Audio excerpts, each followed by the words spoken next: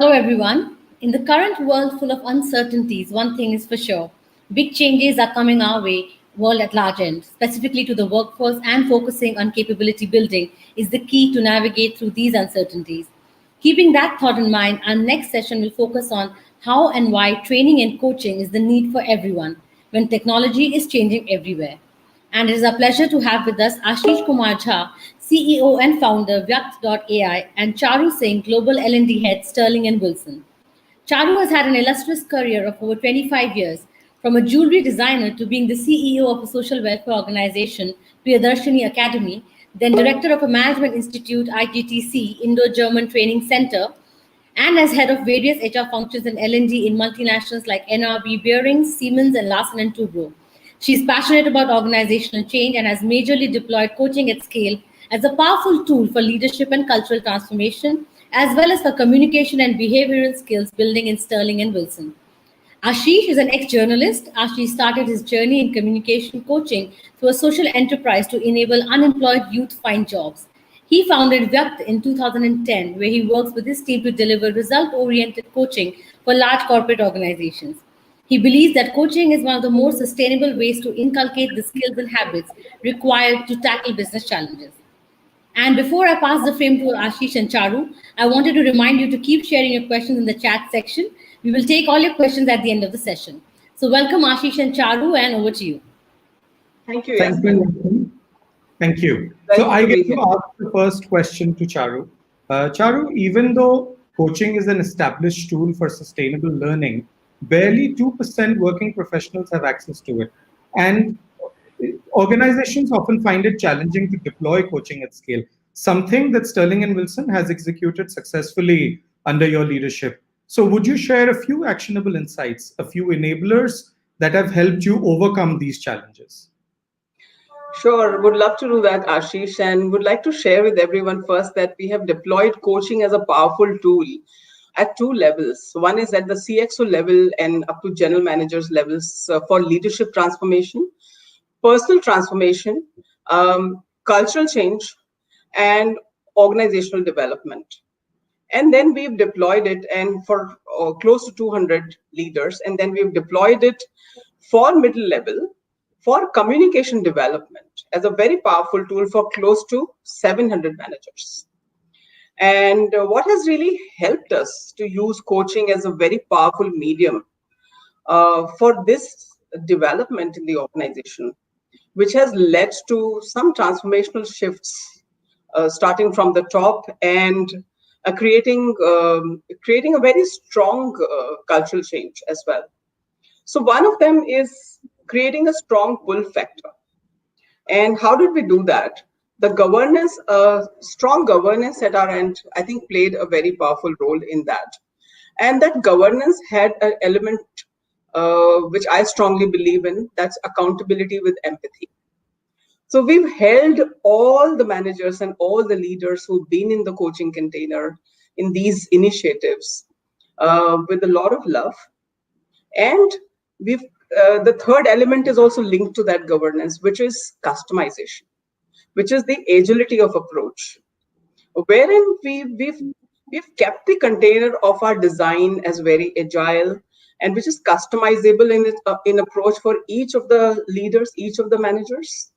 And this and basically keeping the focus that coaching needs to serve each of those individuals.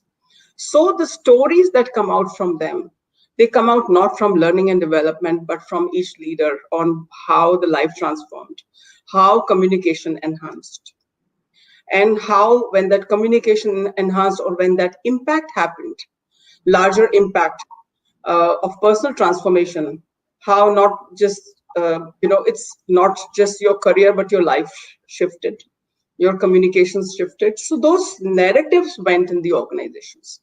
So the narratives were very powerful, and because they talked about the actual qualitative impact and through which sometimes one could see the quantitative impact as well on business.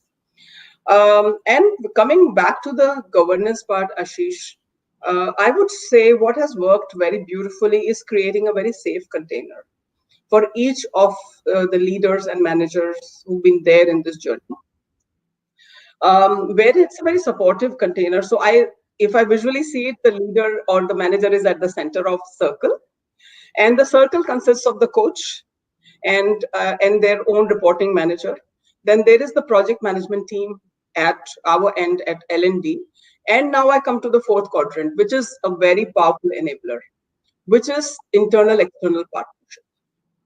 So a very, very close cooperation, relationship and partnership with our external consultant partners.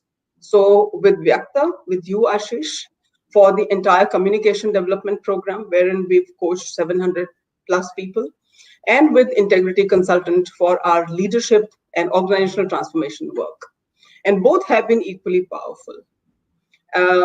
We've the way we've engaged with you and with Integrity to keep seeing what's working and what's not working, and pace our processes and our systems to how the organizational change was happening, how the culture was shifting, where the business life cycle was, and where the life cycle of each of the leaders was who were in our container of our development initiatives, where coaching was a powerful tool. What will serve today and what in our earlier approach would not serve today. And the partnership enabled us to have such agile processes to continuously evolve and create systems, internal review systems, monitoring systems, plus external monitoring systems, which actually served the initiative, served the larger vision from the coaching work. So we have a few questions here, Charu. We have a question from Nivedita Chandra. The question says that how long did it take for the coaching impact to be visible, and how did you measure it? I would also want to ask that the period when the impact was sought after, how did L&D manage to keep all these moving parts together? Great. So these are two very powerful questions. So answering the first part of question, thank you, Nivedita, for asking this. So we saw the impact during in the duration of the initiative. For example, our communication development initiative is a 4 months duration, and we could see the way we designed it, a combination of webinars, workshops, and coachings interspersed, and monitoring the progress of each person and where the person was not progressing, what's really happening there, and what's not moving there, what's stuck, and really making it unstuck for so to say at coaches and at leaders, and from whichever angle the ball needed to be pushed for the leader, um, and and the stuckness is of various kinds. It could be a fear of learning, it could be deprioritization, it could be a belief that this is not important for me or my role, it could be something else, um, and really supporting the person to overcome that and move on. And we could see, Nivedita, that the impact kept on happening at various paces, for some very fast, who were self-starters, self-driven, and for some who were slow starters over a period of time, requiring more work from us along with our partners, creating more of a pull factor all the times, and to give them the context on what really will it give you, and to create that internal motivation for them. And we could see the impact quantitatively and qualitatively both, because we deploy certain tools at the beginning. In a leadership program, it's 360, it's psychometric, it could be certain other, in OD initiatives, other like discovery interviews, synergy interviews, etc. And in our communication program also, it's the pre-assessment that we do, and then mid-assessment and post-assessment. And in our leadership programs, it's the pulse survey that we do at the end of it, which brings out quantitative and qualitative results of what now the system is saying. And in our communication program, it's basically it clearly brings out that as per the plan that was created for this person, as per his pre-assessment results, where has he reached on all of those 5 or 10 parameters. Thank you, Charu. In the interest of time, I'm going to club two questions because they're very close to each other. Sagar asks, how do we measure the outcome? And Sumit Bhattacharya asks that how do we ensure standardization in terms of coaching quality? So two things, to maintain quality and to measure outcome. So how have you been doing it at Sterling and Wilson? So I talked about, I think, about measuring outcomes. As per the context of the program, Sumit, we do that. So in our mid-level program for communication development, it is pre-assessment, mid-assessment, post-assessment, and in every coaching session, the coach is assessing and giving a lot of assignments, lot of practice, and really and feedback to the person about where are you and where you need to go. And so this assessment is continuous, and at the end there is a post survey and there's a certification. And wherever the person doesn't come up to the mark, needs more support, there is a sustainability plan for the next 4 months, wherein we partner together to make that happen.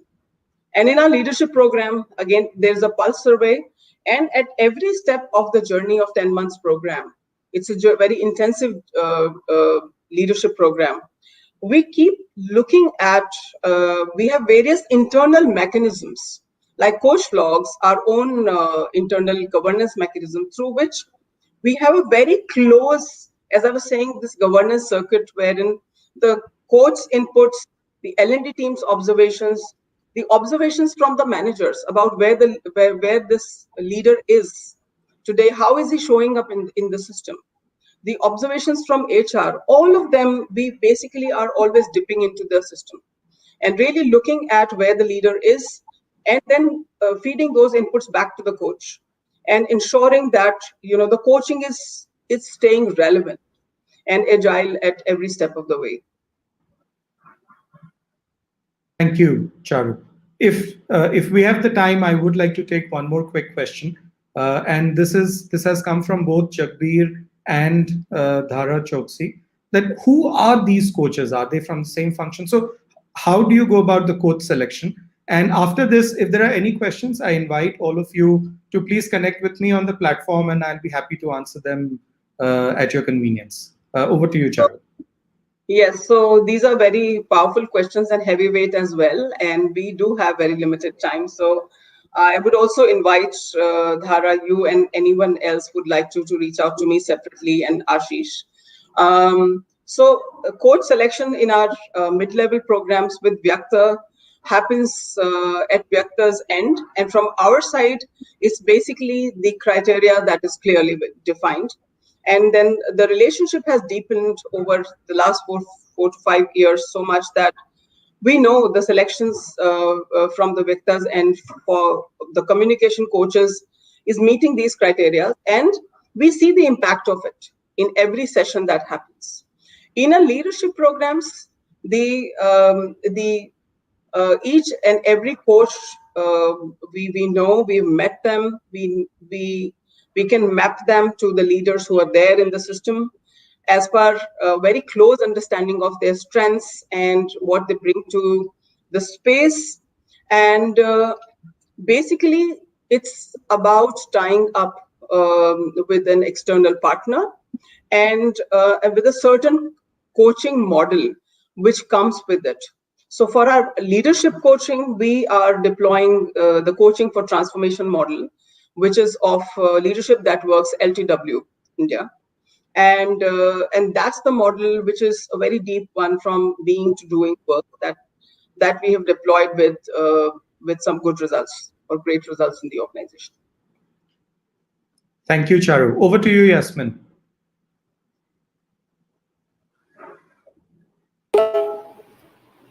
Thank you so much, Charu. Thank you so much, Ashish. It was indeed a great conversation. And thank you for sharing such moving insights. It is remarkable to know the amount of change coaching can bring into the workplace. So thank you once again.